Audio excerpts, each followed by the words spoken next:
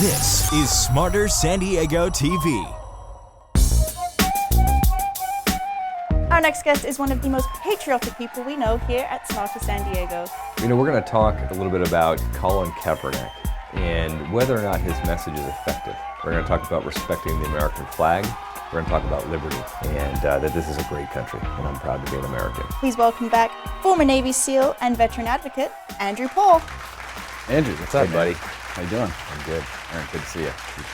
A lot of stuff going on, obviously. One thing that in particular has been circulating around the news, has caused a lot of ruckus, has really taken the nation's attention, is a football player who decided not to stand for the national anthem. Obviously, I have to ask you about that as someone who's defended the flag on foreign soil, how you feel about something like that because of the obvious implications of what the flag represents. So how do you feel as someone who served the country when you see something like that? Who are we talking about again here? Colin Kaepernick. Colin Kaepernick. Never heard of her. You know, obviously being a guy who stands for liberty, which is a huge passion of mine, is liberty, and having fought for freedom and for liberty. The hard part about this is that he absolutely has the right to express his First Amendment protected constitutional right to, hey, burn the flag if he wants to, not stand for it, etc. So I support that aspect of it, but he's a douchebag for doing it. And I get a vote too, and that's my opinion. I don't like him. I think what he's doing is disrespectful. And the hard part about this too, though, is if you get past all the hoopla about the flag and is he a patriot and is he anti-American or all, get through all of that, if you hear the message that he's trying to bring to the forefront, what he's trying to talk about, I know what he's trying to do, and he actually makes some good points about law enforcement and policing and the poor relationship between some police departments and some communities. But as I've said before, the way he's doing it is marginalizing his message. Instead of talking about the message that he wants to talk about, we're busy talking about the fact that, in my opinion, I shouldn't say the fact, but in my opinion, he's a douchebag. Well, there's a couple of things that are going on.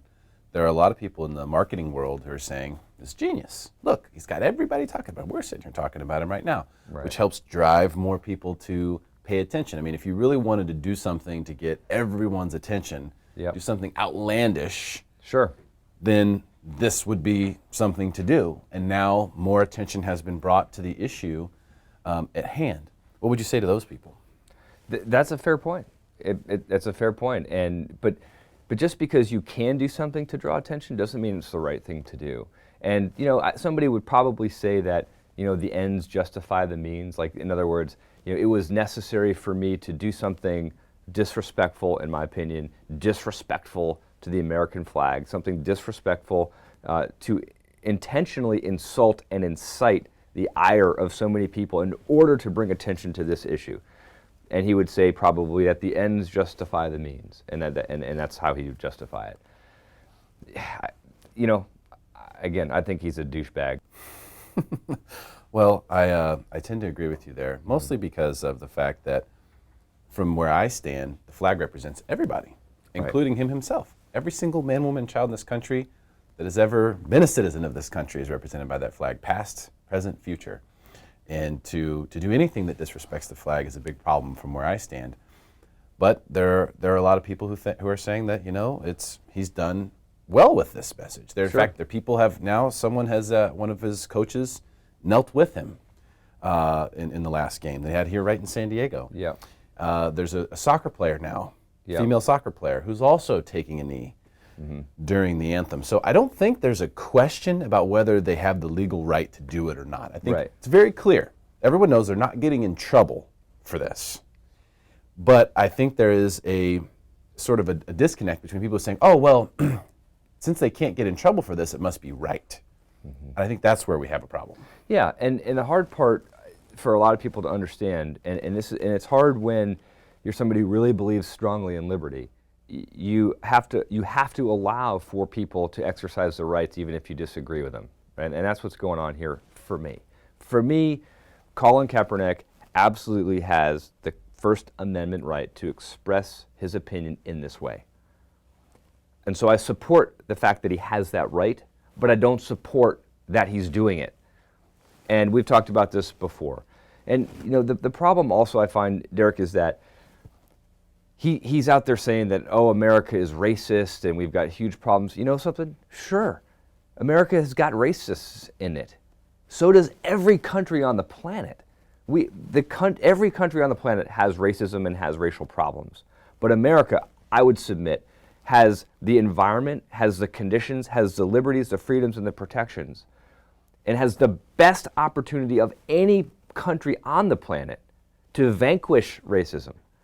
So to say that, like, oh, this country sucks because we have racists or something like that is ridiculous. I mean, no kidding, dude. I mean, you think it's any better anywhere else? It's not Nazi Germany. So no, you're not going to get arrested. You're not going to get persecuted for acting this way or expressing your right this way. But you're still a douchebag. I mean, that's ultimately the bottom line. But again, what I would tell you is that, so yes, we have racists in this country. So does every other country on the planet. And our country has got a dark past like many other countries, but we've also come a long way in a short amount of time. I mean, our country, relative to other countries in the world, is a very young country. And in a very short amount of time, we have made enormous strides in this country. We have a long way to go, but we also are a land of liberty that even allows for somebody to express their rights this way. This is a great country, not a perfect country, but a great one. We've come a long way, and we have a long way to go. And either way, I am still proud of this country. I'm proud of who we stand for, really, as a beacon of light in the world, warts and all. You don't have to say that you're proud to be an American and say that America is perfect. You can be proud of your country. You can be proud of America, and at the same time say, we've got room to grow. We've made mistakes in our past, and we've corrected those, and we've got more room to go. And I can still be proud of our country at the same time, and proud that we have a country and an environment where we even have the opportunity to continue to grow and to get better and better and better. You don't have that kind of growth opportunity in other countries, where you would be literally persecuted for saying anything bad against the government or a symbol of the country. Which is interesting timing on his part to do this, because he's been in the NFL for a number of years. He was silent in the summer when a lot of things were going down. And, I mean, we have a minority president for the first time in our history. Right. He is a minority himself who makes tens of millions of dollars a year to throw a ball around. Right. And so to try to say that we have problems that are so bad that I'm going to essentially flip off the flag. Yeah. Things that are so bad here that I'm going to have to desecrate the symbol of the country. Yeah. That makes no sense.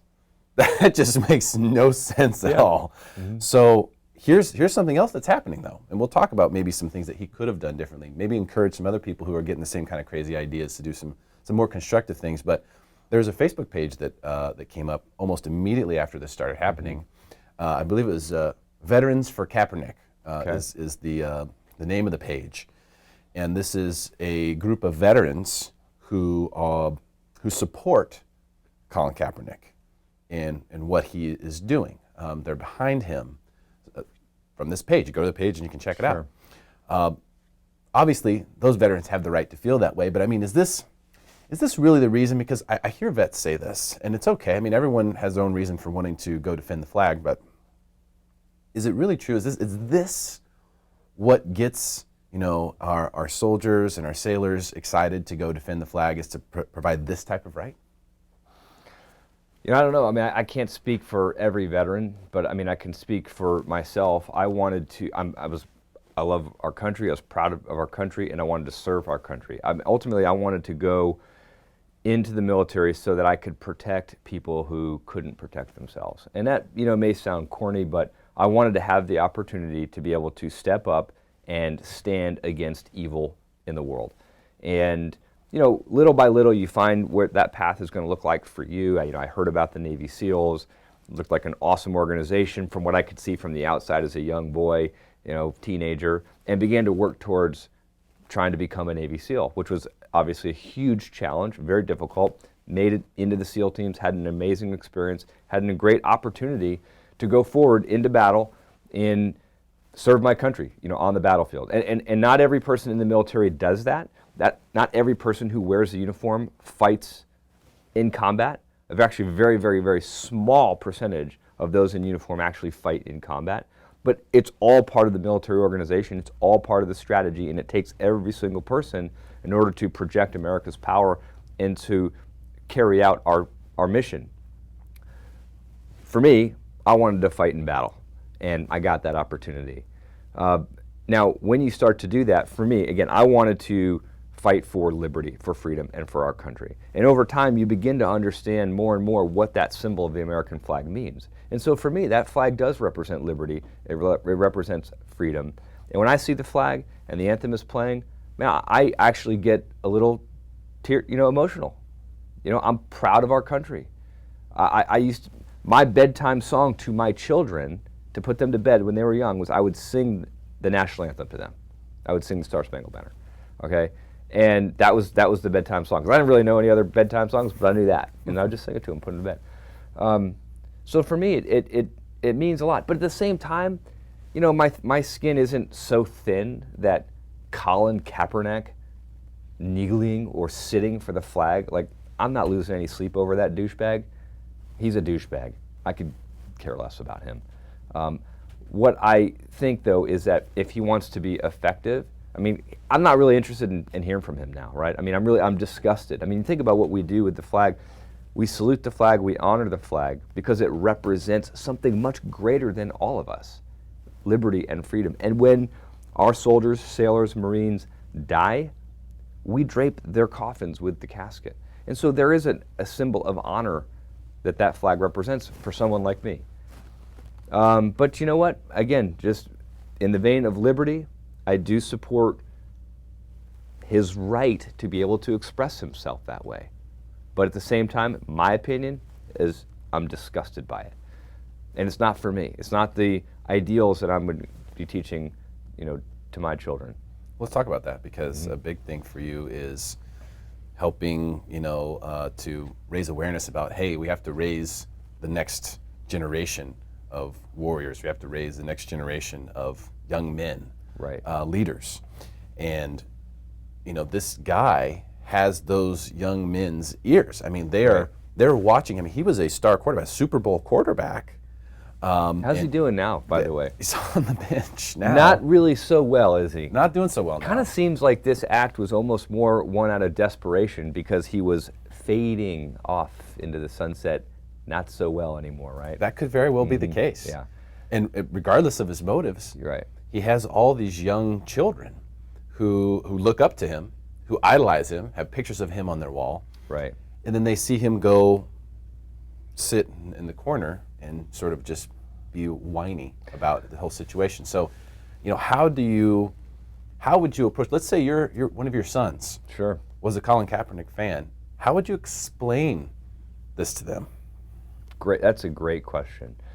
First of all, when I look over at Colin Kaepernick sitting down and taking a knee, he literally looks like he's whining in the corner by himself. It doesn't look like he's standing with strength and honor, or that he's anybody who I particularly want to listen to. He looks like a whiner and a complainer through this. So I would tell my boys, okay, there's a lot of discussion and the limelight's on him right now, but he's marginalized his message. He doesn't sound like somebody who's respectful or well thought out when he's doing that. Now, when he does speak on camera, he is actually a pretty articulate man. He speaks pretty well. Smart guy. Yeah. But what I would tell my boys is that our country has always been a melting pot. People have immigrated to America for years and years because this has been a country that is the land of opportunity. We didn't say that it was perfect. We didn't say that the country doesn't have racists. We didn't say that the country is going to give everybody a free ride. It's opportunity, and you have to go out and get that opportunity. But you have that opportunity in America unlike any other country. I believe that America is the greatest country on earth, and I'm proud to be an American, warts and all. I would tell my boys, this is a great country. We have made mistakes in the past, and we still continue to make mistakes like any person or any organization. but we have a great country where we have the environment and the conditions, the liberties and the freedoms, where we can come together and unite to solve those problems together. And I would say that even if you're Republican or Democrat or black or white or poor or rich or whatever the case may be, my hope is that we can unite under the flag, under the ideals of freedom and liberty that America represents, and come together to solve our problems together. And so that hopefully can be the thing we can come together under. And so when you disrespect that, you start to create division. And then how do we go solving things divided? So that to me, can't we all get around the idea of liberty?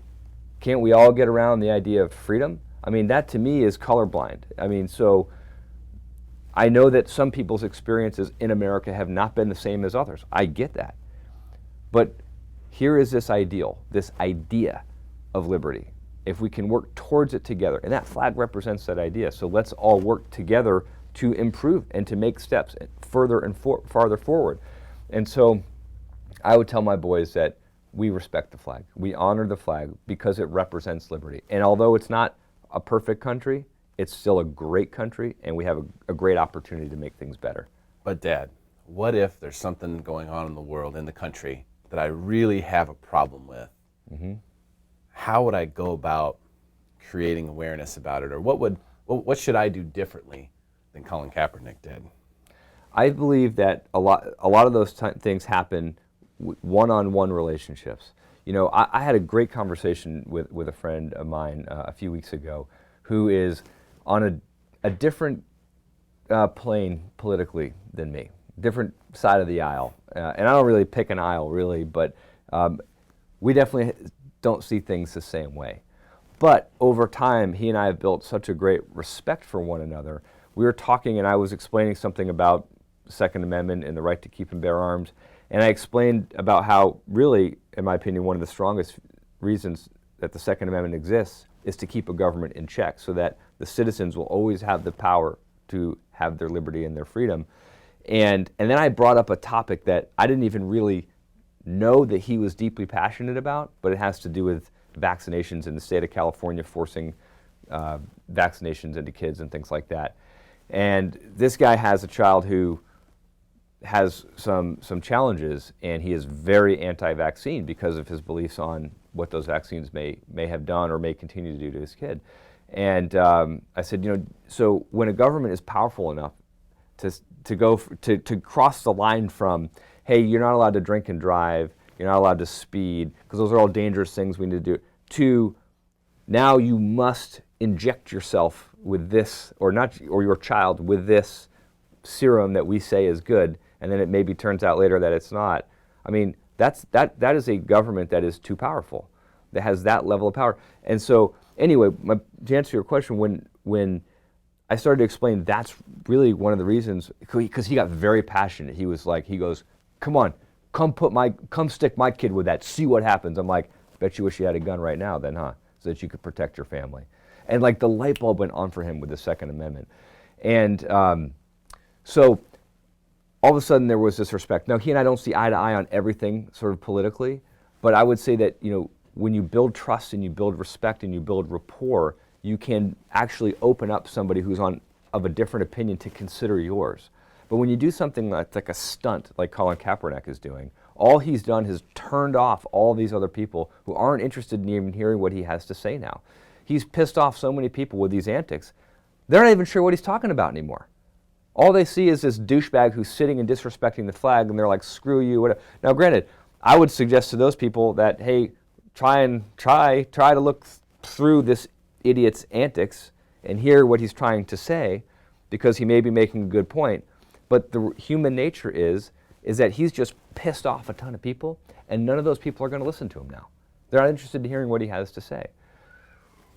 So it's like what I've said in the past. You know, when you burn the flag or you do something like that, although yes, it's your constitutional right to do so,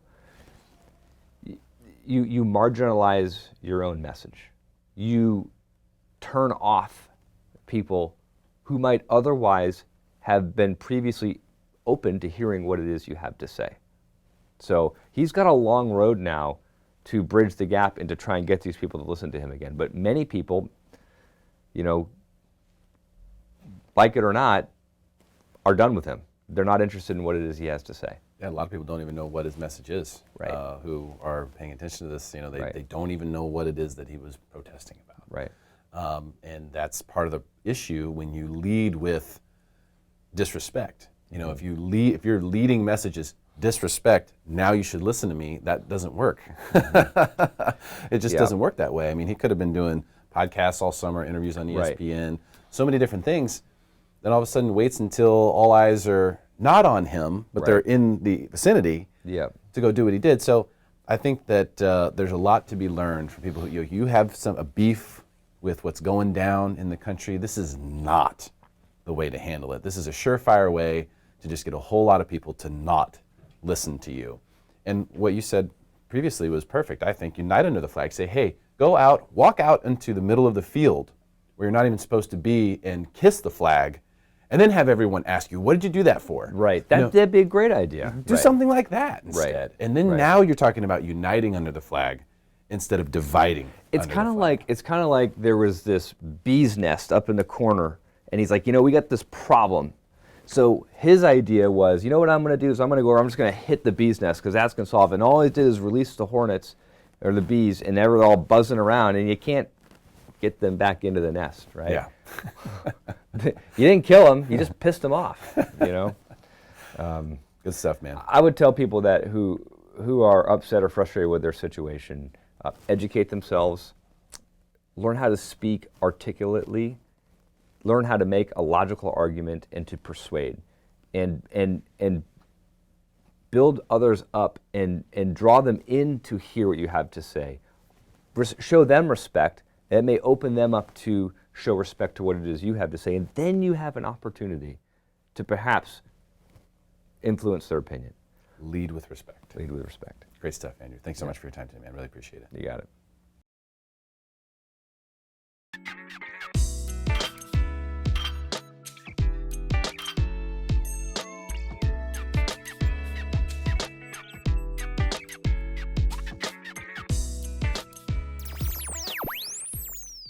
Our next guest is a big contributor to our military in San Diego. Please welcome the Vice President of the Military Mutual Initiative, Travis Winfield. So I really just want to focus on how we've built these incredible relationships with these other veteran organizations in the area that we're together, we're just going to do amazing things for our veterans up in that area. And both of his guests, the Commandant, Southwest Riverside County Marine Corps League Detachment 1057, Larock W. Benford. Well, I'm excited to talk about our golf tournament, our charity golf tournament. It's going to help our veterans in the area. And Post Commander, Temecula Valley VFW, John Hernandez. Bottom line is we're helping veterans, and we need to get the word out that if you qualified to be a member of the VFW, that's fine. But we take all veterans. All right, welcome to the show, fellas. Thank you. Thank you for coming. Travis, welcome back. Appreciate it. Thank you guys for coming. Really appreciate your time today. Military Mutual and the Military Mutual Initiative moving up north now to the Temecula, Murrieta area. Tell us about that, Travis, and your special guest today. Wow, it's been an incredible ride. So, as you know, I've been with Derrick Barksdale with Military Mutual since the beginning, and we've just been growing and growing. Now I've actually shifted, and we've now opened a brand new office in Murrieta and focusing a lot of attention up there because it turns out there's an incredible veteran community up there. And so since we've been up there, we've met incredible people and seen there's a real need for us up there. Yeah, awesome. So you decided to bring a couple special guests today from that neck of the woods. We did. So since the Military Mutual Initiative is focused on training and educating military families, we've really turned a lot of efforts into building relationships in the community so that, as you know, the Military Mutual Initiative has multiple initiatives. And so with that building relationship concept, I was introduced to a gentleman who unfortunately couldn't make the day, but Bill Lauper. He is the Navy League. He's the Navy League commander, and he introduced me then to the post commander here, John Hernandez, and then the commandant of the Marine Corps League, Larock Benford. And these guys, since I met them, relatively short time. But in just a short period of time, we built such a great relationship, and I think this is just the beginning of an long-term relationship that I think we're going to do amazing things with. So. Yeah, no question about it. You guys continue to do amazing things for the veteran community, people who are involved in doing really anything, but specifying and specializing in the real estate elements of buying, selling homes, rental properties, things along those lines. So stuff that they don't teach you guys about that stuff in the military, do they? So you need somebody to kind of step in and say, hey, this is how you're supposed to do this stuff so people don't make mistakes. And I think it's a huge initiative. So John, let's start with you. Tell us about your organization, what you guys have going on. Well, I'm the commander. You elected to Post 4089. We cover both Temecula and Marietta. And initially, when I made commander, I brought in a lot of new members because the demographics, like he said, it's a great community to retire in, to live in, and it's up near Camp Pendleton. Believe it or not, people commute to 32nd Street. So in doing that and bringing a membership in, I met Bill Lauper. And Bill was really the catalyst behind this because it was nothing new, but he was really headstrong on, hey, we need to collaborate. We need to reach out to people in the community, like the Navy League, like the Marine Corps League. So we've come together, and like Travis mentioned, I knew him a week, and I was already putting him to work because there's a need to help veterans, and every veteran is different. Every veteran has something just a little unique to them. So we're getting together and we're collaborating. I'm getting members from the Marine Corps League, from the Navy League. Matter of fact, I belong to both, and it's working. And it's a great thing, and it's a great time to be a part of it because there's a lot of veterans right now, and the millennials make up a lot of it. So we have to cater to that. They're buying homes, they're spending money, they're making money. We need to help them. Yeah. Totally agree, and I think that collaboration, can continue past, your service time, right? Mm-hmm. That's when you really need to maintain that camaraderie and know that there's other people there that will help you and that do care about you, right? That's really important too. Right. Larock, tell us about the Marine Corps. Yeah, well, yes, I'm the Commandant for the Southwest Riverside County Marine Corps League Detachment 1057. And Southwest Riverside County, when you think about it, you're thinking, oh, it's only Southwest Riverside. But if you think about it, we got Marine sailors and other veterans that's active that live up or work up in San Diego, Miramar, Camp Pendleton, and guess where a majority of them live? Up in the Riverside area, the Temecula, Marietta, Menifee area. So my organization, yes, we help and support all veterans. Specifically, we focus on our Marine veterans, active duty or retired. Also, our FMF Navy corpsmen, FMF Navy chaplains, and a lot of focus is on our youth groups. We have up in our area, we've got the Temecula Valley Young Marines. We also have the Boy Scouts that we, especially the Eagle Scouts, we always provide for them. Also, we have 5 ROTC, whether it's Navy or Marine Corps JROTC units that we support. And the bottom line is we're committed to helping all veterans and this collaboration we have additionally with the Navy League. If there's a need for someone in our community, veteran, no matter what the branch is, we collaborate, we synergize, and we make things happen. Tell us about memberships for you guys, for veterans who are watching this right now. So we know there are plenty of vets who are watching this show right now. What does membership entail, and how does that work? For the veterans of foreign wars, you have to have been in a combat zone, combat area, and been in a campaign, and that's one of the prerequisites. But we don't limit ourselves just to combat veterans. We're open to everybody, every reservist that come in, and that's what's so unique about what we're doing. We're open to anybody. We have a weekly barbecue on Friday that we invite the public, and they come. It's a great place to meet veterans that have been there, done that, and instead of just giving your money somewhere, you can actually talk to veterans and talk about what they've done, and they like doing that. It's kind of therapeutic. So, you can be a civilian, you can be active duty, you can be retired, and still come to the post. But for membership, to be a voting member, you have to be in a combat zone. So that's what we're about, and that's the outlook on these organizations, they sometimes they're kind of tainted, but because there's so many that are offered that people don't know about, and that's why we're here today, to let them know that we're here. And it's not just to meet a requirement, it's to let them know, you know what, you're welcome regardless. Yeah. That That's makes awesome. sense. And let me just clarify something. You do not have to be retired to join either of these organizations, which I can tell you from personal experience, I did not learn until about 2 years ago. I truly did think you had to be retired to join the VFW, and I learned the hard way that you do not. So that's another thing we want to get out there, that we want to invite active duty for sure to be involved. Right. Okay, yeah, I think that would be great. Thank you, Travis. Yeah, and the misnomer for the Marine Corps League, oh, you have to be a Marine to be a member. Well, yes, majority of our members are Marines, both active and retired. Also, our FMF Navy Corpsmen and our FMF Navy Chaplains. Those are specifically, if you had a honorable discharge, you can become a member, a regular member. However, you can also, as a civilian, we have a soldier, Army soldier, who is my sergeant at arms. My senior vice is a Navy corpsman, and that's the number 2 man in the chain of command of our detachment. And civilians, if you're in good standing in the community, you can become a member. It's similar to what the VFW has.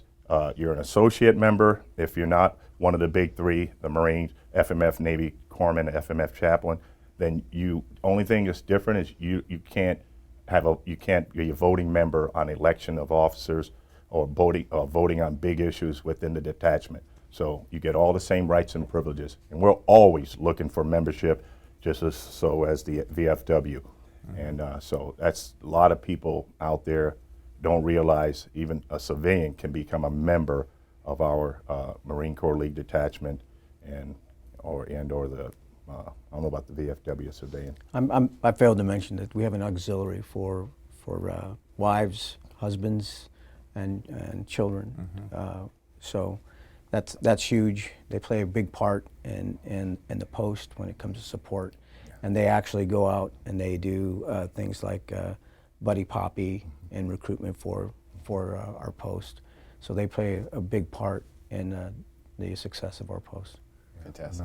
One other thing I'll add is what makes my Marine Corps League or the Marine Corps League any Marine Corps League detachment successful is having the membership and having them being engaged in the community and engaged in our fundraising opportunities and events. Because I'll tell you, if we don't have fundraising, we don't have donors, we can't support the entities that we support. So it is very important that we realize that I know the VFW is tax exempt, and so is the Marine Corps League. We're a 501c4 nonprofit for public benefit and corporation, and we have a special tax exempt letter from the IRS, which makes any person donating it's taxable donation. So and currently we have a big event going on it's a golf tournament on 8 October on a Saturday, and it's a golf tournament at the Legends Golf Club. So anyone out there, attack me. My phone number is 951-775-1191. If you wish to help in this charitable cause, jump on board. We're looking for golfers. John, what does the VFW have going on? Well, like I mentioned, we every Friday evening we like to provide an inexpensive meal, and we want children to come, so you can forego the babysitter and save some money. Every Friday night we have something. But coming up on our radar, we have a pancake breakfast at the City Hall this Saturday. And our schedule goes on, but the big things that we're going to have, Veterans Day is naturally a big day, and the Marine Corps birthday, we have a cake cutting ceremony. We're going to host it, and they're going to execute it. But we have a schedule. You go to our website. You could put that up as well. No problem. Okay. But Don't forget the Navy ball. the Navy birthday. cake cutting as well. So that's what we have going at the post weekly. Okay, cool.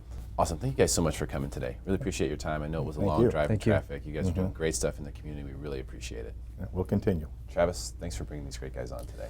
It's my pleasure, man. It's Military Mutual Initiative. Awesome absolutely stuff. Thank you very much. Look forward to having an awesome relationship with these guys, doing awesome things in the community. Fantastic. Keep us posted. Stick around for more Smarter San Diego TV, where we guarantee to make you smarter than everyone else. We do it commercial free.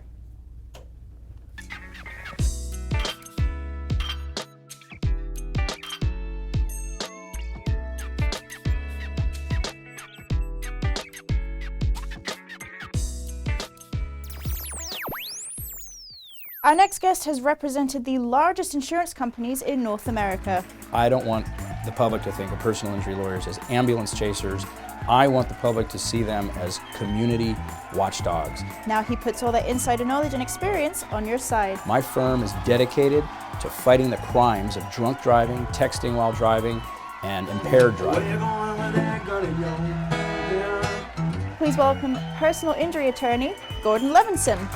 Gordon, welcome to the show, man. Thank you. How you doing? Good to be here. All right. So, huge topic today. This happens all the time. I don't know how many accidents take place every day in San Diego County, but I'm assuming it's plenty. It's one every 52 seconds, to be exact. Really? Yes, lots of car accidents on the roadway. Wow. So you decided to write this book. I've been in a crash. Now what? This is for informational purposes for people that have been in an accident and they don't know what to do. And it's a free downloadable ebook. You go to my website, levinsonlawgroup.com, and you can download the free ebook. And it's what to do in the aftermath of a car collision. And there's a lot of good common sense advice for people, and it's free and it's available at the website. That's awesome. So let's kind of talk about that, because we actually got rear-ended going to lunch one day. Our crew, we were in my car and we got hit by somebody. Right. So I'm curious now to see if I did everything right, based on what should you do in a situation Well, like there that. are some steps you need to take, in a collision. First and foremost, get to a place of safety. Your first priority should be to avoid getting hit by another car, kind of a gawker who's looking at roadkill on the side of the road and crashes into your crash scene. So number one, make sure you're in a place of safety. Okay. Second, you got to call first responders. Call the police, call for an ambulance. If possible and if safe to do so, try to exchange information with the other driver. But often when the police show up, they don't want you to get out of the car, or they don't want to have the parties engage in each other. So the police will take that information as well. Nowadays, a lot of people have smartphones, and so only if it's safe to do so, take a few pictures. Photograph the roadway where there's skid marks, no skid marks. Get a picture of that. Shoot the damage to your car, the damage to the other guy's car. If safe to do so only, try to get a photograph of the other guy's driver's license and insurance card, because that way you don't have to sit and write that stuff down. You'll be glad you got that done at the scene there. Second of all, take the ambulance ride. They always offer the ambulance ride, and it's at that point that most people start thinking about money. Oh, is my medical insurance going to cover this? I don't know. You should be thinking of health and safety and nothing else. You could have broken bones, you could have internal bleeding, you don't know. The EMTs aboard that ambulance have medical training and medical equipment, so don't be a cheapskate. Get in the ambulance, go to the ER. Those are the steps you need to take immediately after a car crash. Okay. And you can get all of this in the book, right? So all of these steps and everything that you need to know is in the book. Exactly. The book has do's and don'ts. Some of the most important pieces of information we've already gone over, like get prompt medical attention. But it's important to be an ideal patient in the days and weeks that follow your emergency treatment. You got to follow doctor's orders. If your doctors want to send you to a specialist, go to the specialist. If they want you to do an MRI, get the MRI. It's good for your body and it's good for your case. If you're going to be making a damage claim later, you gotta have the record look right, and you got to follow doctor's orders. Anyone who's hurt needs to follow doctor's orders for those two reasons. It's only common sense. Some other pieces of advice in the book, for instance, never give a recorded statement to the insurance adjuster. They're always trying to get you on the phone to trip you up and make you say something that'll bite you in the butt later on. Don't give the recorded statement. I can't tell you how many times my clients regret getting on the phone and giving the recorded statement. But some other things that you wouldn't even think about, and that is your social media. Don't be posting about the car accident. Nowadays, everybody's got an Instagram and a Facebook, and they go on there and they shoot off their mouth, and guess what? The insurance companies are looking. and they're taking screenshots. And so, what things not to post about? Don't post about athletic accomplishments in the aftermath of a car accident. Imagine this: you're saying that you got a injury to your neck and back, but here you are doing pull-ups at your gym and bragging about it on Facebook. Don't talk about your athletic accomplishments. Put that off until you're healed. Do that a year later. Don't post high-risk activities like here I am bungee jumping or riding a skateboard. You know, the insurance adjuster is going to look at that and say, my goodness, I thought you're supposed to be injured. So it just takes all the credibility right out of your whole position if you're putting yourself out there on social media. If you're about to make an insurance claim involving an injury, that's a time to take a total hiatus from your social media. Or post about other people. Post about your kids and your loved ones. Don't be me. This is the ideal time to kind of give that a rest. By the way, we should mention all of the stuff we're talking about today in the book, which is free and available at the website on the screen. Go there. You can download it 100% free for you. All the information we're talking about today right there in the book. Gordon, one of the things that's a big deal right now out there, distracted driving, catchphrase. What's up with that? How can you help? Well, first of all, there are many forms of distracted driving. It's not just talking on your phone or texting. People are sending emails as they drive. People are browsing the internet. They're buying books at Amazon while they're driving. Also, if you have passengers in the car and they're having a conversation, that can distract the driver. Eating while driving, drinking while driving, reading while driving, operating your GPS, futzing with the music, and even people have pets and apply makeup in the car. These are all things that technically constitute distracted driving because they impair the driver's ability to drive safe. Texting's the worst. The average text takes 5 seconds to complete. If you're driving a car at 55 miles an hour, in 5 seconds you will have traveled 100 yards. That's the length of a football field. I can't imagine anyone thinks it's a good idea to drive 100 yards blindfolded at 55 miles an hour. You could do a whole lot of damage in that time, in that space. So texting, it's an epidemic in America right now. Survey results taken by the NHTSA, the National Transportation Highway Safety Administration, have concluded that 50% of drivers admit that they'll answer calls while driving. 25% of people admit that they will place a call. And so at any given moment, there's 212 million drivers on the road in the United States. That means that 106 million, or half of those people, are answering a phone call while driving. It's just shocking, and it's actually become, texting and driving has become the #1 cause of death in car accidents in the 15 to 19 year range. Wow. So teenagers now are getting killed at a higher rate due to texting and driving than drinking and driving. That is unbelievable. And I imagine that all of these distracted driving circumstances play into the liability that comes, or the fault potentially, in an accident. Absolutely. If I represent somebody who's been injured in a car accident and I find out that the defendant in the case has been texting and driving, look out. I'm going to do everything in my power to try to get that into evidence in front of the jury. A lot of times the judge might put a clamp on that and say it's just irrelevant because it's, after all, liability is established. But if I can get that into the trial, it's just going to enrage the jury, because people that text and drive are doing harm to our community and endangering men, women, and children every day. No question about it. And by the way, you can get all this great information in the book, I've Been in a Crash, Now What?, which is available for free. Just go to the link on the screen right now. You can download it 100% free, everything we've been talking about today with Gordon Levinson. So we're going to have one more question for you that Sure. I think a lot of people may not quite understand how to approach, but the whole idea of auto coverage, the state required minimums are very, very low. Right.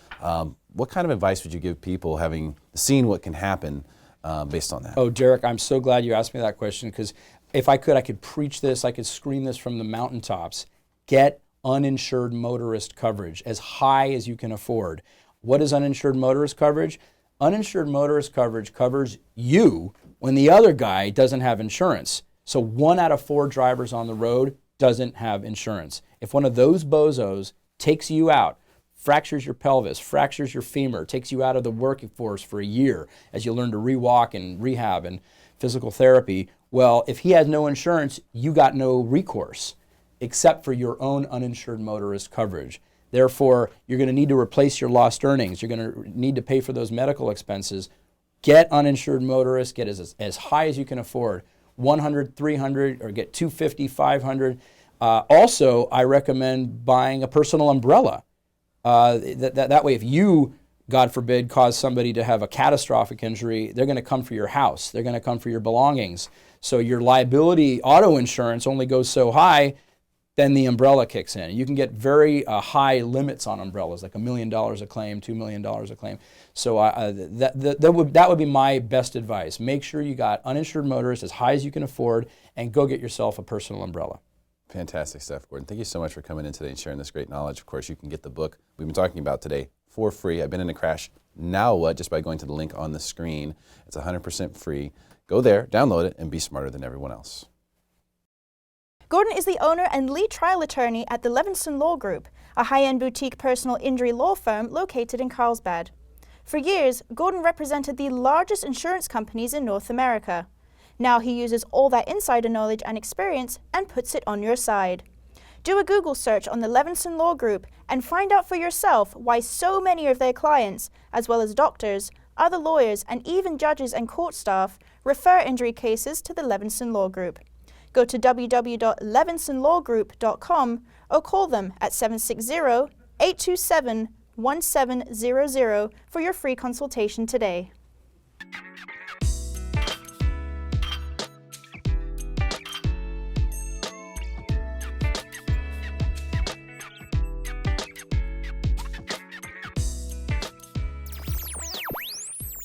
We have definitely missed our next guest and are so glad to have him back.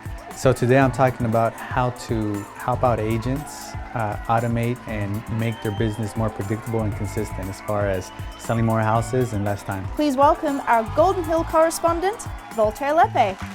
Voltaire, what's up, brother? Hey, what's up? How you doing? Doing good, man. Excellent. Welcome back. Appreciate it. It's been a long time. It's changed every time. We switch it up. Got the guitar out so you can play something for us here in a minute. I got you. So today, tackling one of the biggest challenges in real estate, especially for agents out there, even successful agents or many successful agents that are middle of the pack or above the lower echelon experience this sort of the difficulty and consistency, right? So you've got some tips today to sort of help people through that, right? Right, correct. So, I think that the biggest issue for real estate agents that are successful already is being consistent and your business being predictable. So I think, for myself in my past, that's something that forever, I didn't know when I was gonna get paid, when is the next paycheck. I wanted to save as much as possible because you go through those droughts, you don't sell a house for a few months or whatnot. It's tough, so a lot of agents, they know how to sell homes, but they just don't know how to create, a structure around their business to be predictable and consistent.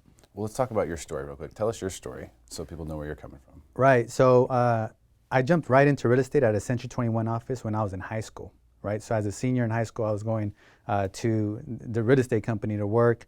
I shadowed a very successful broker. I was his assistant. And then from there, I was like, oh, you know what? This is pretty cool. Got my license, started selling homes. That was back in 2002, between 2004 to 2005. I had my first six-figure income year. For a young kid, I was thinking, man, this is actually pretty cool. I'm doing pretty well. So things were cool.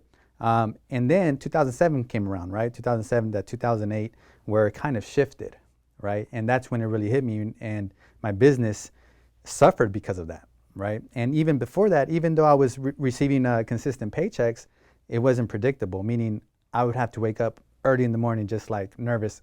Man, I need to get something into escrow. I need to go out there and hustle. I need to go door knocking and call people and put up signs and things like that. So it was still difficult. But when that turn hit around that time, 2007, 2008, I knew that I had to get into something better, right? And by 2009, I jumped into a commercial real estate firm for a couple of years. And when I came back to residential real estate in 2011, I was like, okay, I need to do things differently, because before, I was working my butt off, working long hours, 12-hour days, 7 days a week, no days off. And I was doing pretty good because of it, but it wasn't the lifestyle that I really wanted to live, right? I was getting burnt out, started looking older. I used to look a lot younger, man. It was crazy. We all did. Yeah. And so then in 2011 to 2012 is, when I hired a real estate business coach. And I always had coaching in my life, but it was it was different, right? Because it was specific to real estate. It was people that have done what I wanted to do, meaning having a consistent and predictable business. And I learned a lot. And I went into, that type of mode of learning as much as possible, implementing as much as possible. And I tripled my income, in my business from 1 year to the next because of that. And from there on forward, it's just been consistent and predictable. So, that's basically my background as far as, what I've been doing, the last 14 years in real estate. Give us a tip about the consistency, because I know that's a big draw right now for agents who are watching this program as we speak. I think consistency, how could you possibly create consistency in a commission-based world like that? Right. So there's, so many different aspects that you could target to be consistent, but it all starts with leads, right? With leads, with business. So you got to automate that. You actually got to make that consistent before anything, because receiving leads in real estate is kind of like it's air, right? It's air to, let's say, a runner, Usain Bolt. He needs air to run and survive, because without air, he's not going to run pretty far. He's going to stop. And your business is the same thing. So you need air in your business, which translates to leads. So if you have leads, you could go further than you could without it, because you could be the best real estate agent in the world, have the best intentions in the world for your client. But if you don't have leads coming in and day out, then you're not going to go very far in your business. So a lot of agents, they get into real estate thinking, hey, I'm going to sell a lot of houses. I'm going to help a lot of people. I have really good intentions. My heart's in the right place. But they soon find out that it's a marketing business. It's not really a real estate business that you need to excel at. So, one thing with my business that I turned around in 2011, the first thing I did was I came out, I wrote a really good sales piece, a sales letter that I sent out. And that sales letter netted me 58 listings in 2 years. Wow. Okay. So as a real estate agent, so when I came back in 2011, I said, wow, this is awesome. And guess what? That was one pillar to my business, right? And I just lived out to that for 2 years, and I said, man, this is really good. So I just kept pumping that sales letter out. But what I didn't have at that point in time was I didn't have other pillars, other lead generation pillars in my business. Okay, so now in my business today, I have several lead generation pillars that are just working 24/7 without, my involvement at all. So just to give you an example on two of them, one of them, I looked up the numbers this morning, and over the last 12 months, it's netted me $80,000. And then the second one that I have, lead generation pillar, has netted me $244,000 over the last 12 months. So basically, in essence, two of my lead generation pillars have netted me over $300,000 in the last 12 months. And it involves about 2 to 3 hours of my time per month. Now, the reason why it's like that is because I automated the system to produce these leads, on a day-to-day basis. So I think for a real estate agent, if you're out there and you need some help doing that, I think it's a good idea to sit down and basically get one lead generation pillar at a time, automate it, and then move on to the next one, and then the next one, and the next one. So automate sounds easy, right? The word, right? But it's complicated to do that, isn't it? I mean, people might say, "Oh, that's over. I don't know how to automate something like this." Right. So there's two different ways you could automate things. One is you could automate it through technology, and the other way you could automate something is through people, by giving them a procedure. So let's think about Starbucks, for example. Starbucks, they automated something not too long ago, maybe within the last year or two.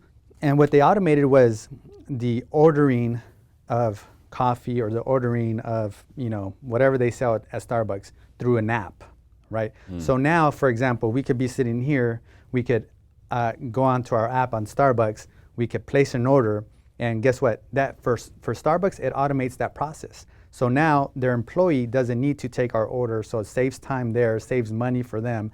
The lines are shorter. All we have to do is show up in 5 to 7 minutes and pick up our coffee, right? So the way Starbucks did that automation of just one small tiny item that most people overlook, right?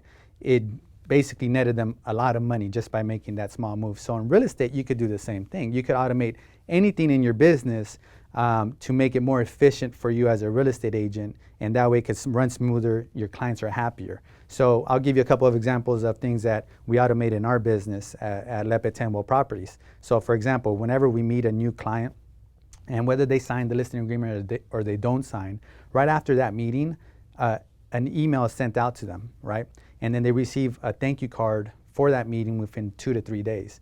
Now, I didn't send that card out, right? I had a technology that we've worked on for the last few years send that out for me. Now, the cool part is it's automated. You know, no one's ever gonna forget to send that card out like it's happened to me in the past with past assistants that I've had.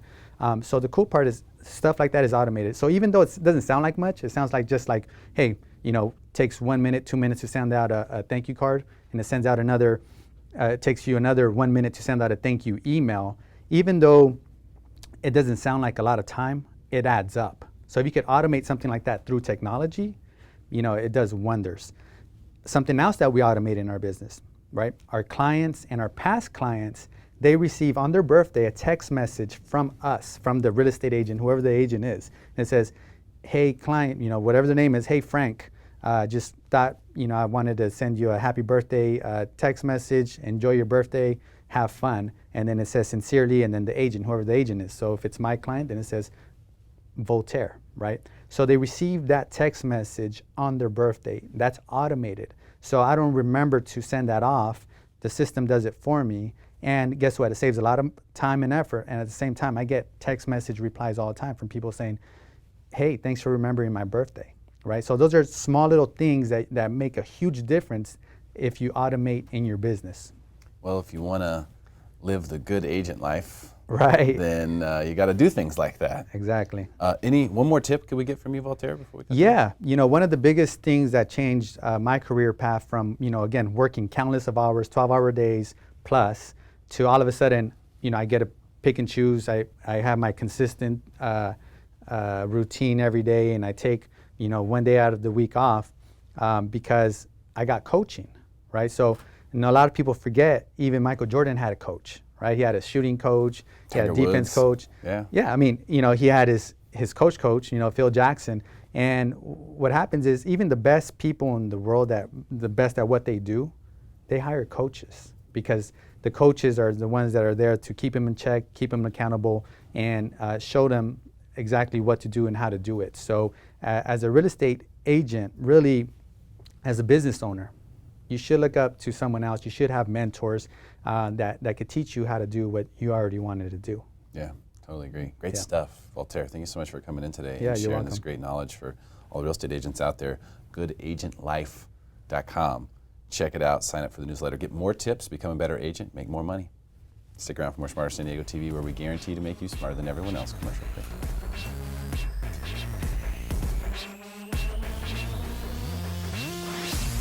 Hey, great show, guys. That's a wrap.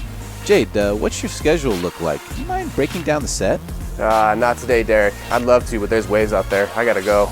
No, I can't either. I'm starting to get hangry and I have way too much stuff to do today. Claudia, you've got this, right? Sure, guys. I would love to. I'll get right to work.